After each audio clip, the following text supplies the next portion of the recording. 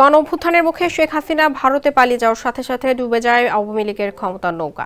তারপর থেকে ৯ মাস পার হতে চললেও দলটির নেতাকর্মীরা আর কুলে উঠতে পারেনি। তবে ইদানিং তারা বিভিন্ন স্থানে কিছু ঝটিকা মিছিল করছে, যদিও তাতে আশার আলো দেখছে না রাজনৈতিক বিশ্লেষকরা। আওয়ামী লীগের শীর্ষ পর্যায়ে নেতৃবৃন্দ হয়তো বিষয়টি ভালোভাবেই বুঝতে পারছেন। তাই তো বর্তমানে সামাজিক যোগাযোগ মাধ্যমের উপর ভর করে আগানোর চেষ্টা করলেও ঢাকায় দলটিকে নেতৃত্ব দেওয়ার জন্য লোক খুঁজছে আওয়ামী লীগ।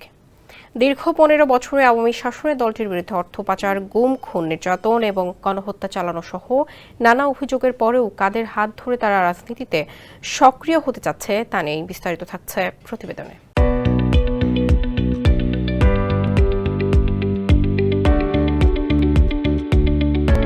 সাম্প্রতিক সময়ে আওয়ামী লীগের কার্যক্রম দেখে মনে হচ্ছে তারা দেশের রাজনীতিতে সক্রিয় হতে চাচ্ছে।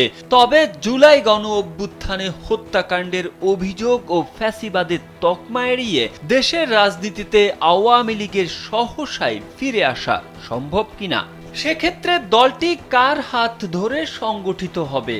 ভারত এবং পশ্চিমের বিভিন্ন দেশে অবস্থান করছেন আওয়ামী লীগের এমন কয়েকজন নেতা বলছেন, দলের শীর্ষ নেতা শেখ হাসিনা সহ সবাই এখন মনে করছেন দেশের ভেতরে দলের মুখপাত্র বা নেতার প্রয়োজন, যিনি আত্মগোপনে না থেকে প্রকাশ্যে বিপর্যস্ত নেতাকর্মীদের সংগঠিত করবেন। তাদের এমন চিন্তায় সাবেক রাষ্ট্রপতি আব্দুল হামিদ, সাবেক মন্ত্রী সাবের হোসেন চৌধুরীর নাম রয়েছে।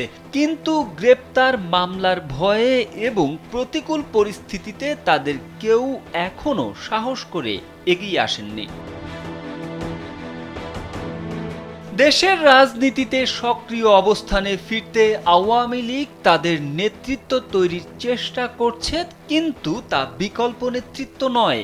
দলটি শেখ হাসিনার বিকল্প অন্য কাউকেও এখন চিন্তা করতে পারছে না। তাদের দাবি, তাদের ঝটিকা মিছিলগুলো ক্রমান্বয়ে বড় হচ্ছে, কিন্তু সেটা রাজনীতিতে কতটা প্রভাব তৈরি করছে সেই প্রশ্ন এখনো রয়েছে। এ নিয়ে একটি প্রতিবেদন প্রকাশ করেছে বিবিসি বাংলা। তারেক আহমেদ, কালবেলা।